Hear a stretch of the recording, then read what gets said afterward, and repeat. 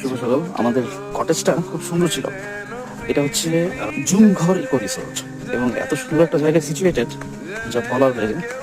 একদম এই যে উপর থেকে নিচে আসলাম, একদম নিচে এসেই হচ্ছে কটেজটা। এর উপরে আরো দু চারটা আছে এই পাশে, মেঘপুঞ্জির মতোই দেখতে, কিন্তু আরো ভালো। ভেতরটা যদি দেখাই, কটেজের ভেতরের লুকটা অনেকটা এরকম। আমরা এখানেই ছিলাম রাতে, সুন্দর করে পরিপাটি করে বানানো। আর এই পাশটায় যদি বাথরুমটা দেখাই, বিদ্যুৎ নেই, সৌর বিদ্যুতে চলতেছে। এই যে হচ্ছে বাথরুমটা। আর মেইন যে অ্যাট্রাকশন, সেই অ্যাট্রাকশনটা হচ্ছে এখানকার ভিউ।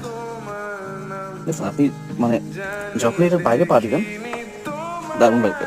এখানে সুন্দর করে একটা দোলনা দেওয়া আছে, আর এখানে বসে পুরো রাতটা কাটাতে পারবেন, দারুণ লাগবে।